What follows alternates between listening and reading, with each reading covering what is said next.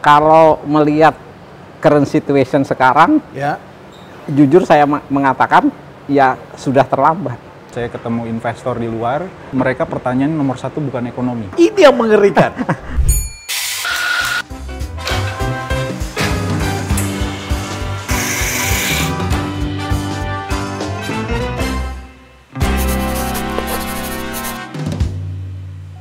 Kita kembali bicara tentang ekonomi, khususnya kita melihat dalam situasi pesta politik apakah terjadi perubahan, dan kemudian kita menyambut tahun 2024 yang disebut oleh banyak para analis global bahwa akan terjadi resesi ekonomi global. Seperti apa?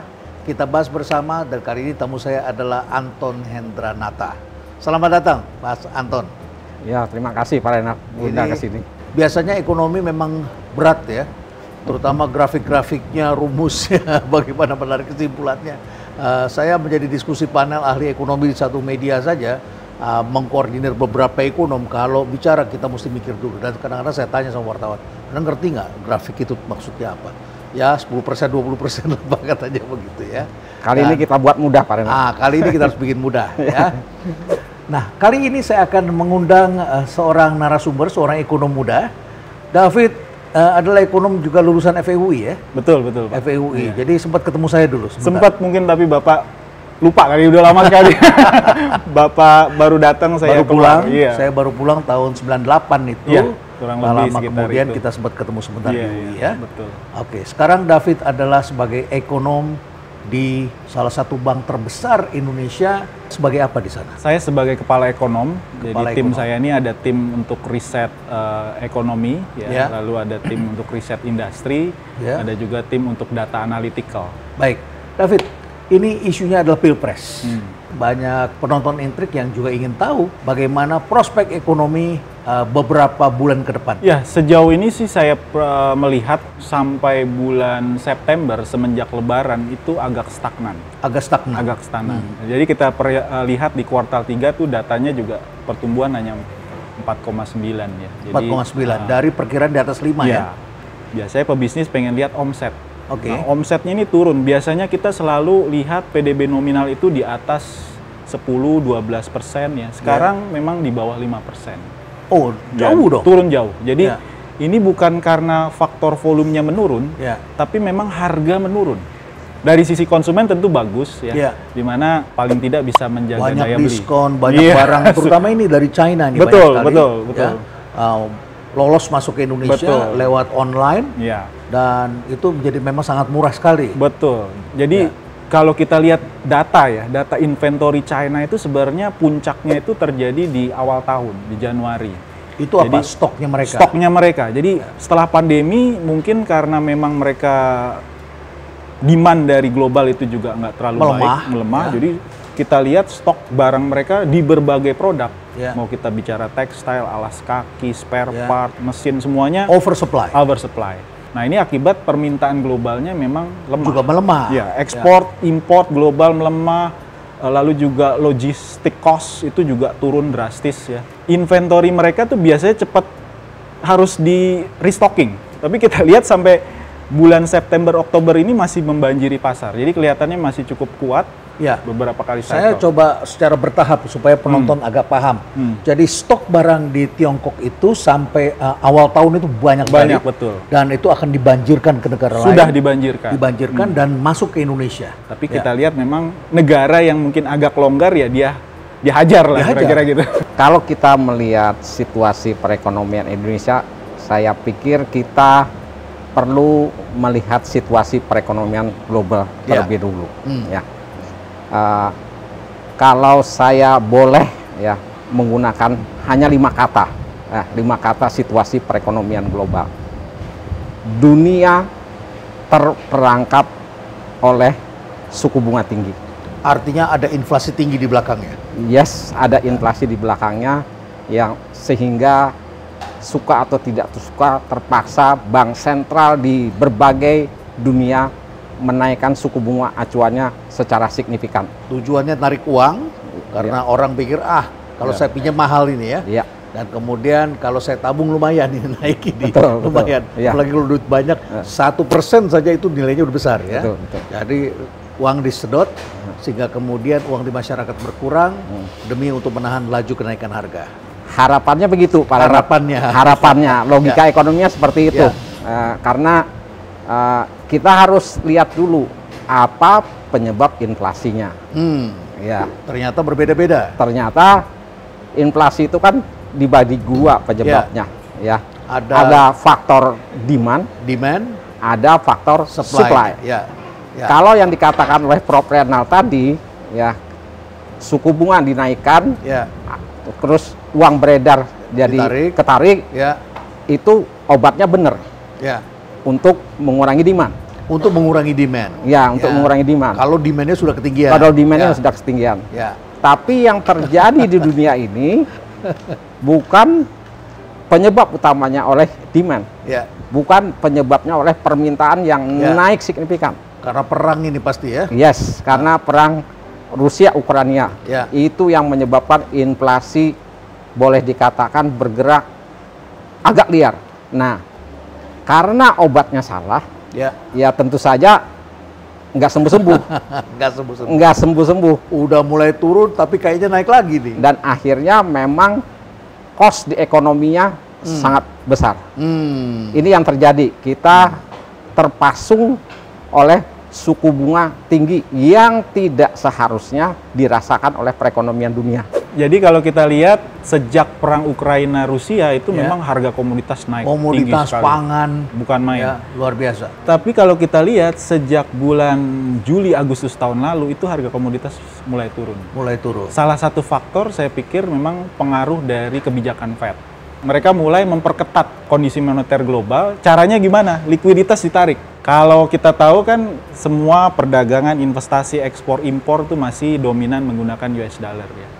Jadi kalau pelurunya ditarik, otomatis pengaruh juga ke sentimen terhadap harga-harga komoditas. Saya sebenarnya masih ingin bicara ekonomi global, tapi saya harus kembali ke pertanyaan awal, Pilpres. Ya. Bagaimana sekarang menjelang Pilpres ini? Apa yang Anda lihat? Menjelang Pilpres, saya lihat Oktober sudah mulai ada perbaikan ya. Dari sisi uang beredar, juga kalau kita lihat belanja pemerintahnya mulai muncul ya. Sampai September itu kelihatan masih jumlahnya, lemah. Porsinya masih lemah ya? Masih lemah. Pemerintah jadi kalau belum banyak spending. Betul, dana pemerintah yang istilahnya tuh tanda kutip ngendon di Bank Indonesia, artinya kan uangnya nggak berputar ya. Kalau ditaruh di rekening BI itu belum dibelanjakan itu sekitar 600-an triliun.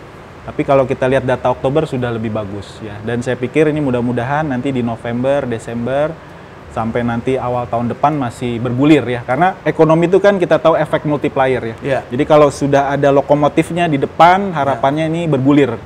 Gerbong-gerbong yang lainnya juga mulai bergerak begitu ya. Jadi pemerintah mulai spending. Satu ya.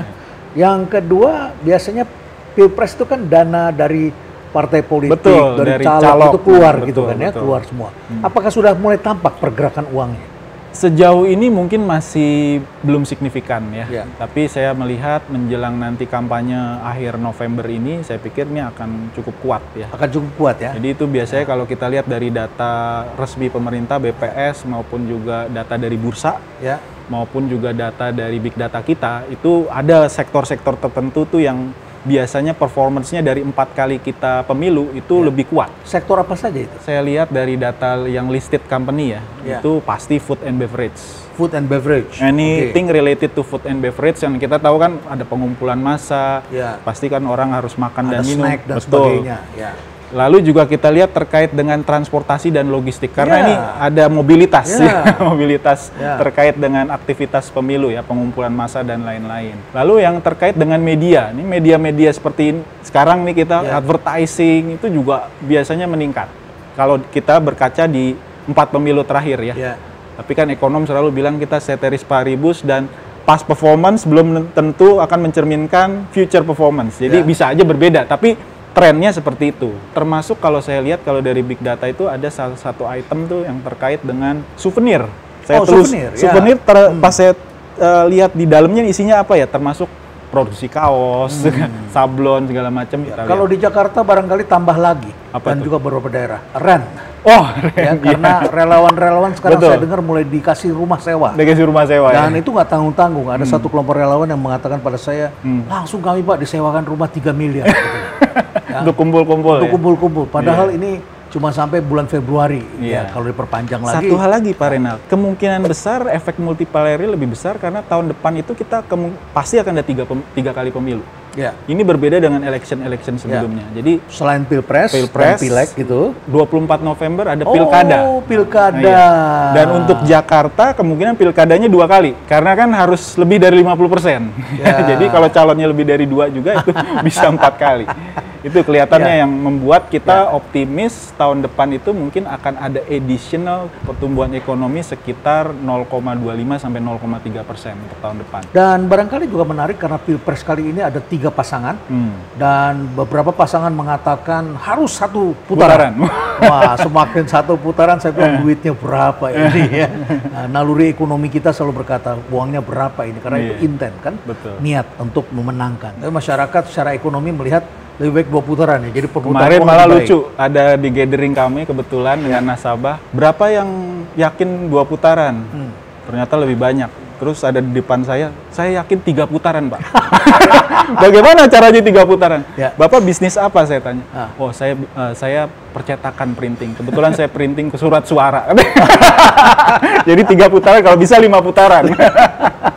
Dengan catatan tidak ada kerusuhan. Ya. Tidak ada riots, Betul. tidak ada sesuatu yang menakutkan Iya. masyarakat sehingga masyarakat tidak Betul. berusaha, kota ditutup, Iya. terjadi bakar-bakaran seperti tahun 98. Mudah-mudahan tidak terjadi. Kebetulan baru-baru ini juga saya ketemu investor di luar.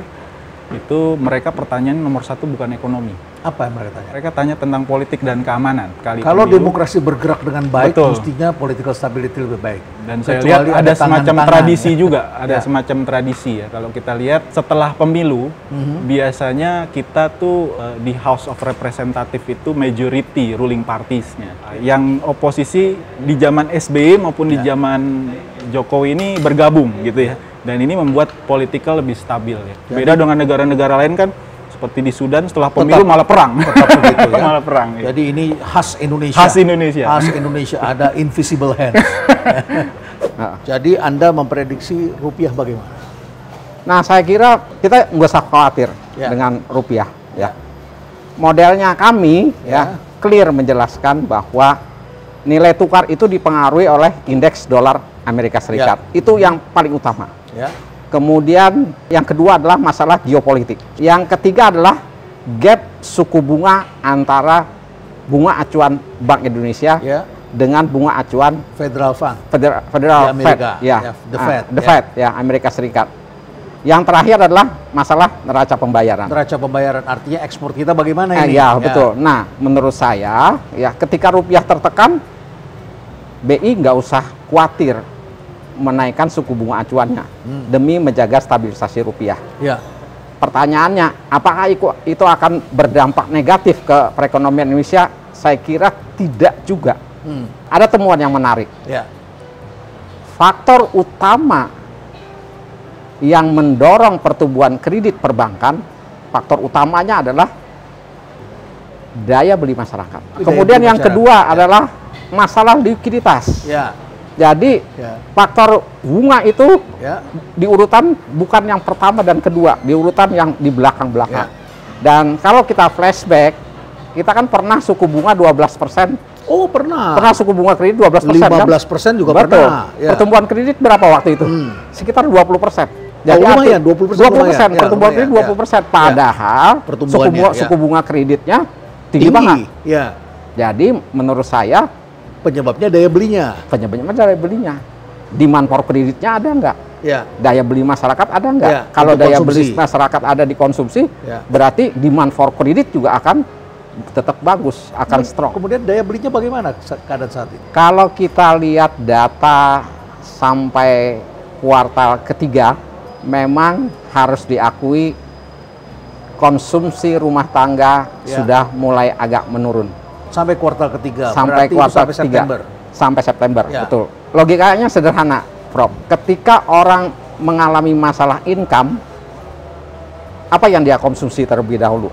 berarti konsumsi kebutuhan makanan. pokok, ya, Kebutuhan makanan, ya, kebutuhan pokok. Kebutuhan di luar non makanan Ya. tentunya akan berkurang. Ya, kecuali yang sudah terikat kontrak ya. Dia Iya, harus, betul. Ya, bayar anak sekolah, bayar listrik. dia Nah, terikat, itu udah ya. mulai terlihat. Ya, Konsumsi non makanannya Ya. sudah mulai menurun karena income masyarakat mulai tergerus. Boleh Ya. dikatakan saya melihatnya istilahnya mantap, Prof. ya, makan tabungan. Makan tabungan.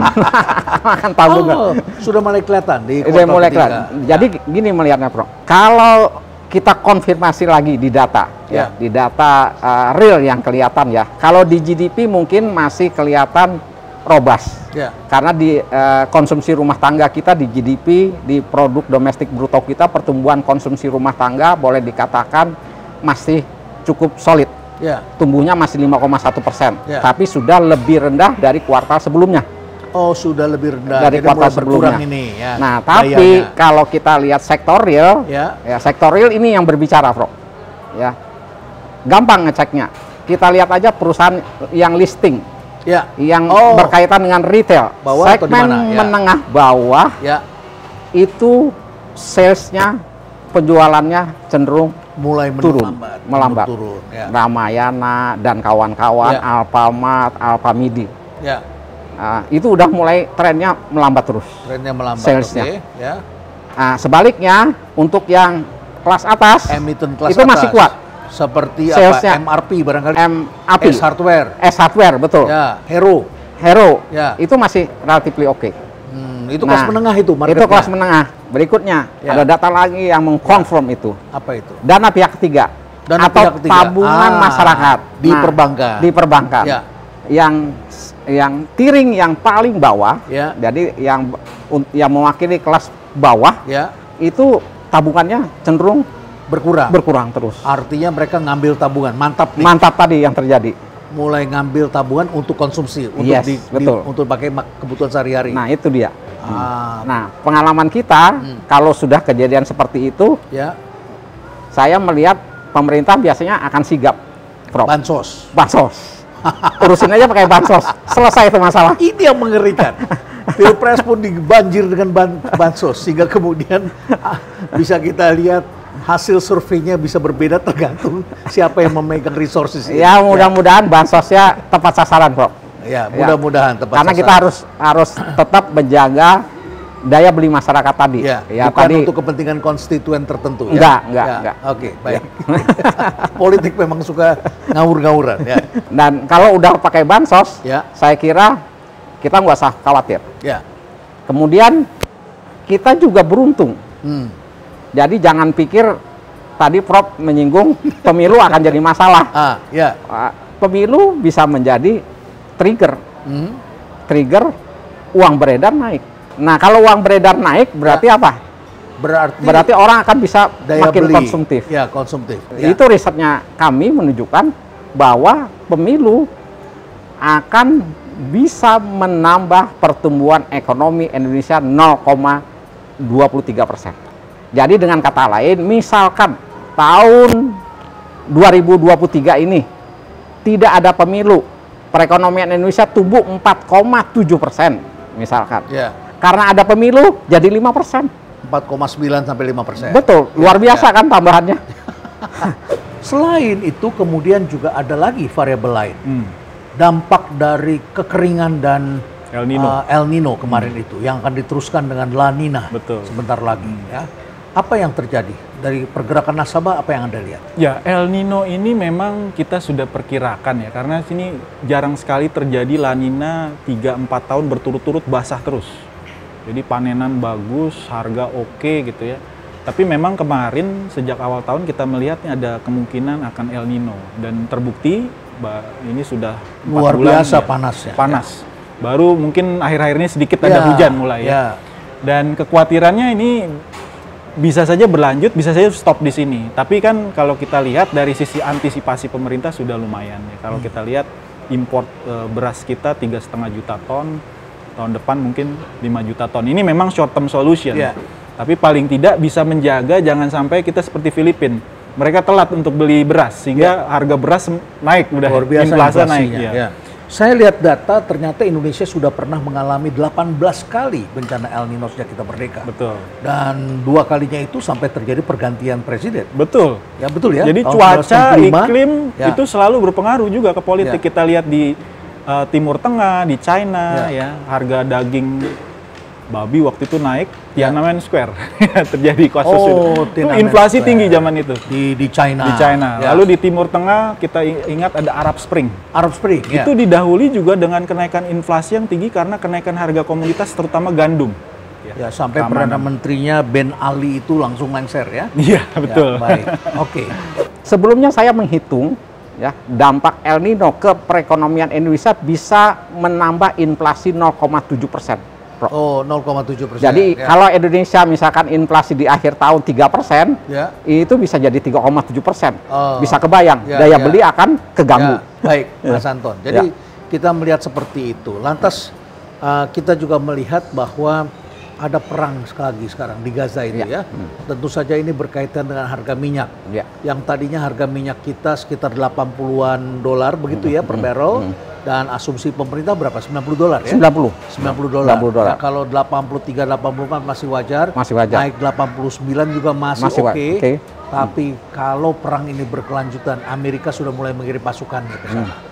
Dan kemudian kalau Iran bergerak, apa yang akan terjadi? Saya kira situasi sulit akan terjadi kembali. Padahal kita sudah mulai boleh dikatakan kalem.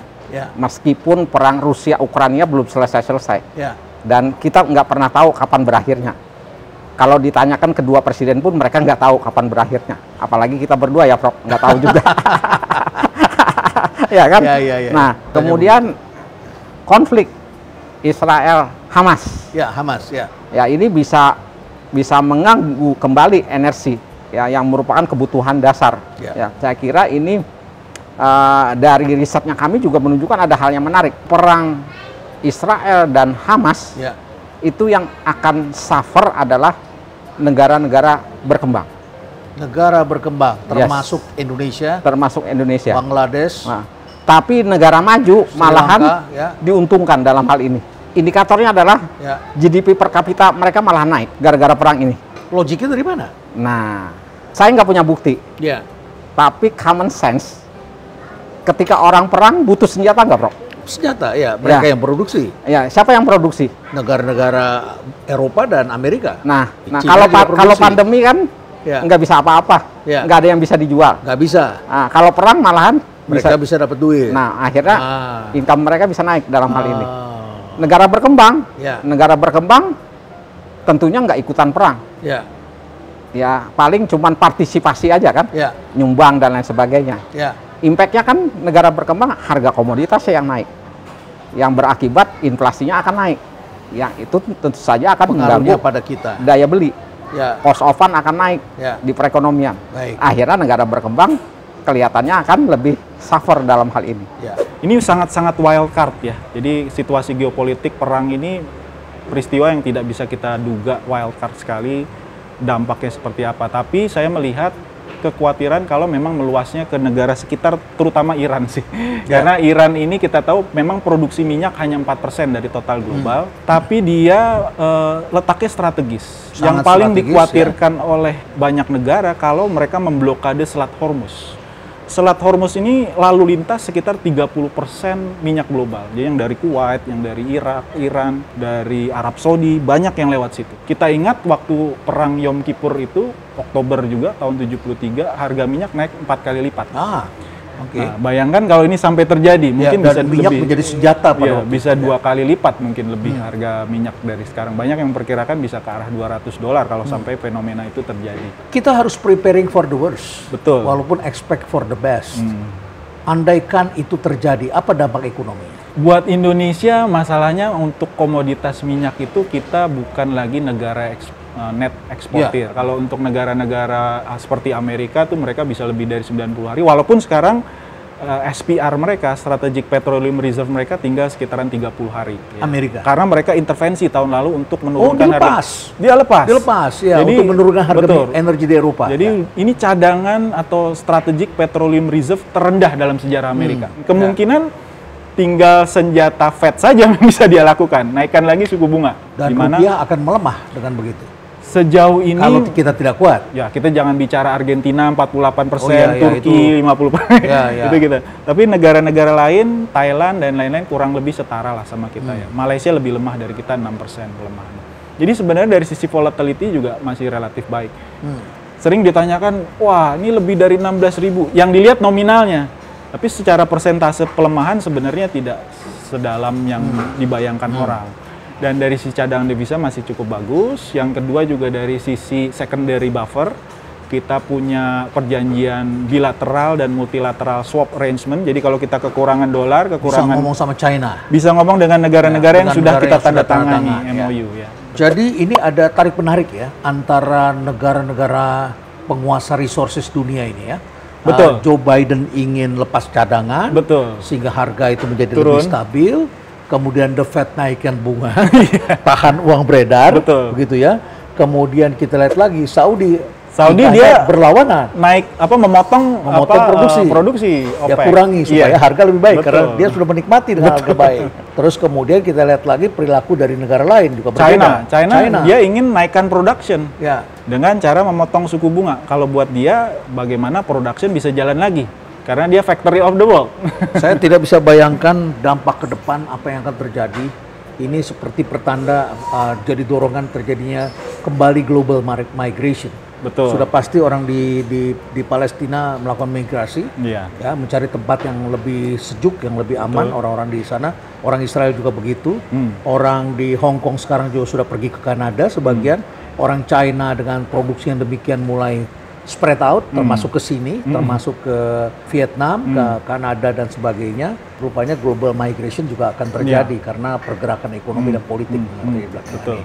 Baik, David. Sebelum kita ngobrol lebih jauh, makin seru ini kelihatannya ya. Di sini kopinya enak. Wah. Ya, kita harus coba kopinya. Coba dulu kopinya ya. Kita jelaskan suatu yang rumit dengan cara yang mudah lah, dengan Ya. sambil ngopi. Sambil kopi, ya. Biar nggak pusing, kita pesen kopi. Bapak berkenan kopi apa? Kalau mau yang menarik, kopi susu inspirasi. Oh, itu Atau dong. Boleh kopi coba tuh. hitam. Boleh? Boleh. Hot atau Inspirasi. ice? Ice boleh. Ice boleh, Bapak? Inspirasi, kopi inspirasi ya. oke. Inspirasi. Tanpa gula. Inspirasi oke. Ya. Inspirasi 2, 1 hot, 1 es. Oke. Ini baristanya nih Generation Z. Wah, Ya, dan mantap. saya senang mereka juga punya pertanyaan dan Iya, iya. pertanyaannya beda dengan kita. Jadi Bisa saya out of the mereka. box ini pertanyaan Ya. ini. Gini Pak, kan beberapa calon pemimpin masa depan nih, capres dan cawapres sudah kesini gitu. Saya juga sempat ngobrol-ngobrol. Salah satu ada yang mengatakan bahwa ingin meningkatkan Indonesia menjadi negara maju gitu. Sekarang kan menengah ke atas ya Pak ya. Betul. Kalau berbicara negara yang maju, itu karakteristiknya seperti apa gitu. Ini saya kan orang awam ya Pak ya. Terus karena kalau saya lihat di Amerika dikatakan negara maju, tapi ternyata banyak homeless gitu. Betul. Ya, jadi seperti apa sih yang bisa dikatakan negara maju? Nggak ada yang sangat ideal ya. Utopia tuh nggak ada. Mungkin negara-negara Skandinavia, wealth countries ya, negara-negara kesejahteraan. Denmark, Norwegia, ya, Swedia itu bisa kita, Pendapatannya merata. dan pendapatannya sejahtera. merata dan sejahtera dan pendapatan per kapitanya tinggi. Ya. Kalau di Amerika itu pendapatan per kapitanya memang kelihatan tinggi ya, Tapi jomplang ya. tapi jomplang. Ya. Gini ratio-nya kalau di ekonomi itu ada namanya Gini ratio-nya itu rendah. Jadi sangat tidak merata.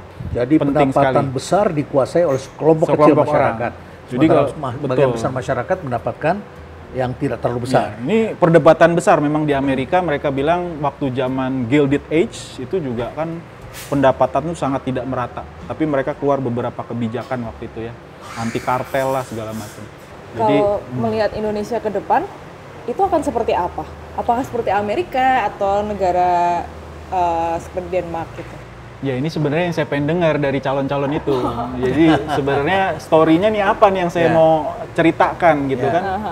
Kita kan marketing juga gitu kan, apa namanya nih apa nih kalau misalnya kemarin saya pelajari satu persatu visi misinya kok mirip-mirip gitu ya. Nggak ada yang terobosan sesuatu, apa sih sebenarnya yang bisa kita jual gitu ya. Walaupun yang satu mengatakan perubahan, belum kelihatan secara signifikan ya. Sama kelihatannya saya lihat ya, jadi ya banyak cerita misalnya mau kasih subsidi inilah, subsidi itulah. Tapi kalau kita sebagai ekonom kan tahu ada yang namanya budget constraint ya. Iya. Kalau kita spend di sesuatu pasti harus ada yang dikurangi. Ya. Kalau tidak seperti itu ya kalau kita harus naikkan revenue tentunya ya. Nah ini yang tidak dijelaskan why-nya, caranya how-nya Terima kasih. how-nya nggak dijelaskan. Mereka bicara semua green economy misalnya. Tapi bagaimana transisinya ke green economy itu penting sekali karena kita tahu teknologinya kita nggak menguasai dan itu billions of dollars. Kita hanya punya resources-nya baru di sini ya. Resources-nya di sini. Saya berpikir bisa jadi masalah juga ke depan, bisa jadi beban juga kalau kita tidak hati-hati. Batu bara kita masih banyak Banyak. dan kemudian pembangkit listriknya sebagian belum selesai. Belum selesai, Belum betul, selesai betul. balik modal. Malah gitu oversupply. Ya. Oversupply. Malah Tapi oversupply. ya. Jadi dijual orang nggak mau beli karena Betul, semuanya berpikir betul. tentang ESG score. sebenarnya saya berpikir bagaimana tuh kalau downstreaming yang sederhana-sederhana dulu aja. Sendok garpu misalnya, itu kan juga turunan dari nikel. Yang Hilirisasi. teknologi nggak sulit gitu ya. Masa sih kita harus import paku gitu kan? Atau apa ya. Jadi yang satu-satu sektor yang saya pikir harus dipikirkan tuh properti. Berbicara sustain tadi ya, saya juga mempelajari beberapa program dari beberapa capres itu. Ada yang menurut saya kebijakannya ini kebijakan konsumtif, misalnya BBM gratis ya, walaupun ada ketentuannya yang gratis untuk siapa gitu kan. Terus susu Bukannya gratis. udah diralat itu? Iya diralat, Oh, akhirnya iya. diralat, iya maksudnya gratis buat yang ini gitu. Yang jelas selama kampanye ini, sebelum kampanye pun sudah ada yang membagikan beras gratis. Nah itu, jadi persoalannya kita hanya diberdayakan itu di masa pemilu, terutama masyarakat bawah. Itu yang mungkin jadi catatan ya. Bagaimana memberdayakan UKM, memberdayakan masyarakat menengah bawah itu supaya memang benar-benar berdaya gitu, bukan diberdayakan tanda kutip gitu. Berarti kalau seperti itu, apakah kebijakan yang konsumtif ini ya, misalnya BBM gratis, susu gratis itu sudah nggak relevan gitu dan mungkin malah nggak terlalu berdampak pada perkembangan Indonesia, pertumbuhan Indonesia? Ya, kita nih belajar moneter, belajar fiskal ya. Dalam spending itu kan atau dalam sisi itu penting sekali supaya meningkatkan produktivitas.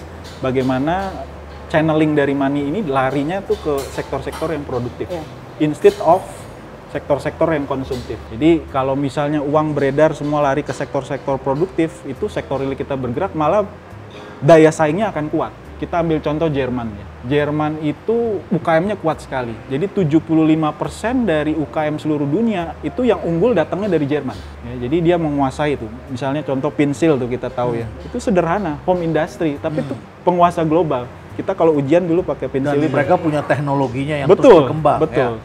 Nah, kita yang dari sederhana-sederhana itu memberdayakan UKM ini penting. Jadi sinergi antara universitas dari sisi penelitiannya, apa nih produk yang mau kita kembangkan.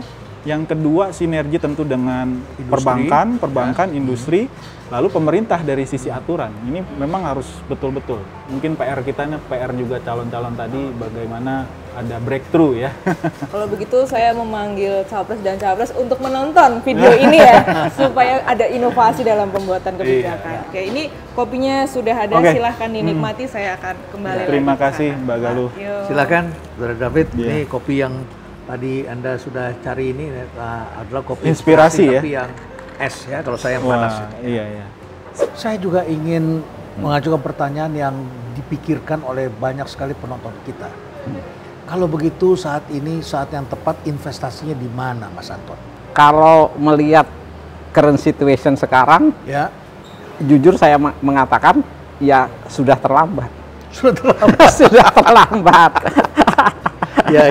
Tapi kan kita tidak bisa juga baca jangka panjang saat ini. Biasanya orang bacanya Sebenarnya udah kelihatan, Prof. Tahun 2024 itu situasi perekonomian dunia akan melambat.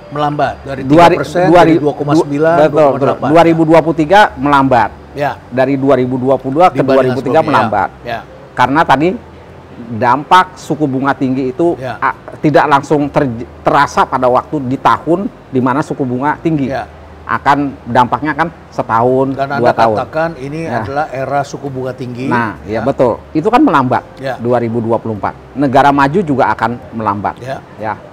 Kemungkinan negara emerging market tidak selambat perekonomian negara maju. Itu dugaannya. Tapi di luar dugaan, ternyata Tiongkok Ya. pertumbuhan ekonominya lebih lambat dari perkiraan sebelumnya. Ya. mereka punya masalah lain. Masalah lain. Yaitu ya. properti dan sebagainya, Ya, kota-kota ya. hantu bermunculan. Dan diperkirakan tumbuhnya jauh di bawah 5%. Ya. Jadi sekitar 4,2% di berdampak tahun ke sini 2024. Iya, betul. Ya, ekspor kita dan sebagainya. Betul. Ya. Kemudian pertanyaannya, seberapa besar sih dampak perekonomian China ke perekonomian dunia? Kita lihat size perekonomian China. Perekonomian Tiongkok itu nomor 2 terbesar di dunia. Jadi bisa dibayangkan kalau perekonomian Tiongkok batuk-batuk, Ya. yang lain Negara kan lain pening. yang lain kan udah demam-demam kali Demam-demam, ya. dan pusing gitu. Kalau mereka udah batuk-batuk, mereka pusing. Ya.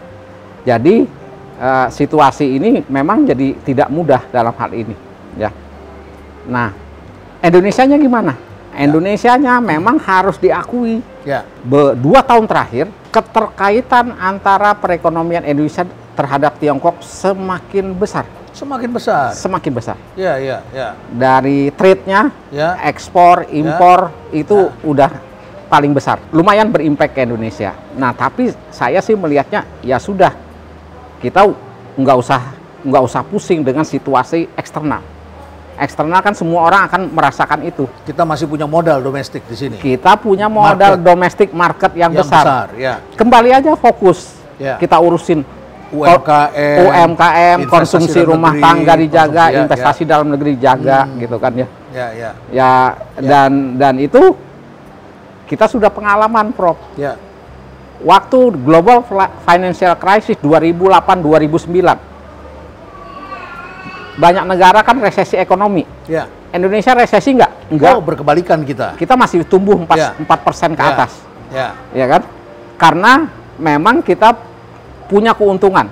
Ketika ada gejolak eksternal di luar, perekonomian kita biasanya less impact dari gejolak eksternal. Daya beli aja dijaga dan seterusnya. Makanya kita tahun depan gimana? Tahun depan ya sejelek-jelek kita masih bisa tumbuh lah, masih 5%, kalaupun kurang sedikit lah. Ya. Menurut saya fine lah dibandingkan dengan negara-negara lain yang kecenderungannya akan semakin melambat dalam hal ini. Baik, Nah, ya. menariknya begini. Ya. Kalau situasi perekonomian Indonesia baik-baik saja tahun 2024, kemudian ada pesta demokrasi, itu kan menciptakan kegairahan di Dan perekonomian. ini mungkin akan panjang ini ya. Ya. Kalau ini bisa menjadi 2 putaran Ya, gitu ya. ya. Apalagi kalau 3 putaran. Ya, Dan kemudian ada pilkada juga tahun ya depan, ada pilkada juga Ya. kan. Nah, itu kan menyebabkan perekonomian akan bergairah dan rasanya sih kita nggak usah perlu khawatir lah situasi politiknya. Baik. Indonesia memiliki kesamaan dengan Amerika dalam arti kata negeri ini adalah negeri konsumsi. Betul, 60% dari ekonomi kita sektor konsumsi. Sektor konsumsi. Mirip dengan Amerika. Jadi kalau kita ukur pendapatan nasional, unsur C-nya itu Besar. Besar sekali 60%. Apakah itu satu anomali atau satu berkah? Kalau misalnya konsumsinya memang di-generate di dalam ya, sektor produktifnya memang di dalam, itu oke. Tapi kalau kita lihat tren dari sektor manufaktur kita kan turun terus. Jadi dulu kita bicara 30% dari ekonomi itulah sektor manufaktur. Sekarang tinggal 18%. Oh, jauh sekali. Jauh sekali. Jadi turunnya terjadi deindustrialisasi. Sejak tahun kapan itu? Ini sebenarnya fenomena global. Sejak Fenomena tahun global, 2000-an semenjak China masuk ke dalam WTO, itu dia jadi factory of the world. Memang sulit sekali bersaing dengan China. Korea, kita bicara Jepang, Taiwan ya. Tapi saya berpikir kita banyak juga, tadi jasa, kita bicara sektor jasa juga sebenarnya banyak peluang juga ya yang bisa kita dorong. Tapi masalahnya memang dari sisi kemampuan atau pendidikan, skill kita nih masih lulusan SD ya. Jadi ya itu memang kita harus melihat juga kondisi kita nih bagaimana supaya masyarakat yang berpendidikan rendah ini juga bisa upgrade ya skill mereka. Dan bisa menjadi tenaga kerja yang handal untuk mendorong industri. Karena kalau kita lihat fenomena global, kenapa Apple mau masuk ke China? Kenapa misalnya banyak produsen-produsen besar masuk ke China? Bukan karena di sana murah, bukan karena itu aja, tapi karena tersedia nih tenaga kerja yang skillful di sana. Itu penting sekali. Dan sekarang dunia sedang dilanda talent shortage. Betul. Ya, mau tidak mau yang bagus pun akan direbut oleh mereka. Betul. Ya, jadi anak-anak muda kita banyak yang sekarang sudah diterima dan bahkan berubah kewarganegaraannya. Betul. Karena mereka itu terjadi di teman-teman saya, anak-anaknya nggak mau pulang, brain drain. Ya. Apa warning yang bisa kita berikan kepada para pemimpin ke depan? Ya, ini fenomena negara berkembang sulitnya di sini ya. Jadi memang kita dulu awalnya kasih contoh Korea Selatan ya. Awalnya kan tahun 60-an sebenarnya posisi kita sama, pendapat per kapitanya sama. Tapi mereka punya blueprint bagaimana caranya dari negara berkembang ini bisa jadi negara maju. Pemimpin mereka waktu itu, presidennya itu mereka punya rencana jangka panjang. Ya, kita lihat misalnya Korea, Park Chung-hee melakukan itu, yang lain tinggal teruskan. Ya. Kemudian kita lihat China. Betul. Ya, kemudian kita lihat lagi Mahathir pun melakukan hal seperti itu. Ya, dan banyak negara-negara yang... Dan mungkin yang kita lakukan tidak bisa 100% meniru mereka, karena zamannya sudah berbeda juga. Mereka dulu bisa dorong manufacture. Ya. Nah, sekarang bagaimana kita berpikir bagaimana menciptakan satu ekosistem baru. Ya, di tengah-tengah ada factory of the world, tapi sedang melemah ya. Betul, jadi apa sih sebenarnya keunggulan komparatif kita dibandingkan negara-negara lain? Ya, kita nggak usah berpikir bahwa kita nggak ada barangnya. Misalnya POSCO itu kan perusahaan baja terbesar, ya, tapi dia nggak punya bahan baku sebenarnya. Tapi mereka bisa jadi satu fenomena di Asia ini. Anda pernah menyebut juga ada yang namanya deglobalisasi, ya, fenomena yang terjadi sejak tahun 2018. Dan tentu saja banyak penonton kita juga ingin tahu apa itu deglobalisasi dan panjang ceritanya bagaimana kira-kira mata uang kita pada waktu yang dekat ini, dalam waktu dekat ini. Ya, globalisasi kan kita tahu setelah tembok Berlin runtuh, Uni Soviet pecah, ya itu terjadi globalisasi lah bisa dibilang. Muncul WTO, sampai 2018 ada perang dagang, Trump kan keluar dari perjanjian imigran diusir, dia keluar dari Trans-Pacific Agreement dan seterusnya. Sampai sekarang perang, dan kita lihat ada fenomena deglobalisasi yang mungkin bisa terjadi, bisa juga tidak. Ya, jadi kita lihat memang kemungkinan akan terjadi perubahan konstelasi lah dalam jangka panjang ya. Kalau kita lihat ini fenomena yang biasanya orang bilang bisa 60-70 tahun terjadi perubahan sistem dan sebagainya. Dan ini memang masa-masa yang harus kita waspadai ya. Tapi deglobalisasi ini juga penting kita lihat sebagai peluang juga. Karena kalau kita lihat ada fenomena de-risking. Nah, ini peluang sebenarnya buat negara berkembang. Apa itu de-risking? Jadi negara-negara besar, termasuk Amerika itu melihat bahwa China yang terlalu besar secara geopolitik juga itu membahayakan. Jadi mereka istilahkan seperti memelihara anak macan gitu. Kalau mereka yang besar nggak apa-apa? Nggak apa-apa katanya.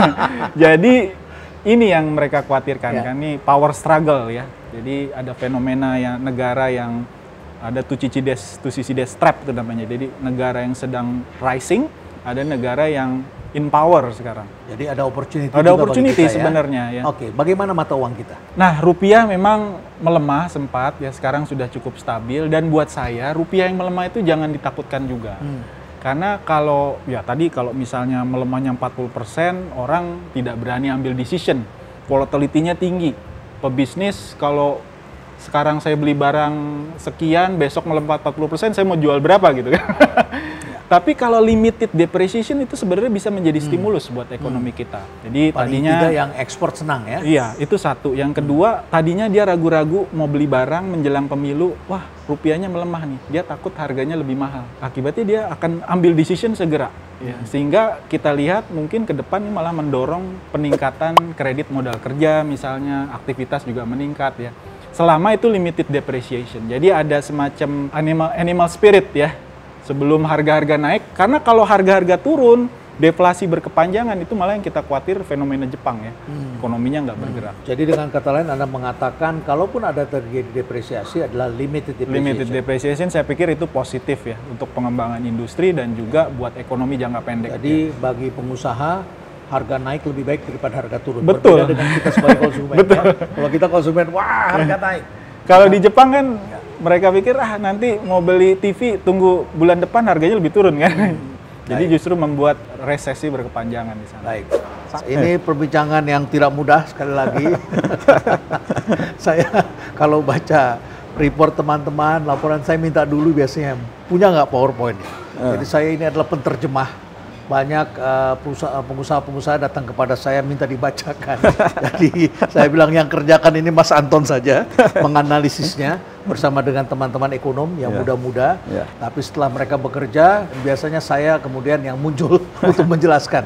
Mudah-mudahan apa yang sudah disampaikan ini akan bermanfaat dan masyarakat bisa lebih paham apa yang terjadi pada tahun-tahun mendatang. Kita ketahui ekonomi global tahun lalu sudah diramalkan resesi, tapi resesi adalah Jerman dan Inggris. Kemudian inflasi tinggi, era itu sudah kita lewati, dan sekarang kita menyaksikan ramalan-ramalan bahwa global economy memang akan memasuki pelambatan. Kalau itu melambat, kita pun juga tidak bisa menghindar. Tapi kita bisa menggunakan cara, yaitu di dalam negeri ini, pasar dalam negeri bisa kita tumbuhkan. Dan semoga apa yang sudah disampaikan ini bisa kita gunakan dengan lebih baik lagi dan stay relevant.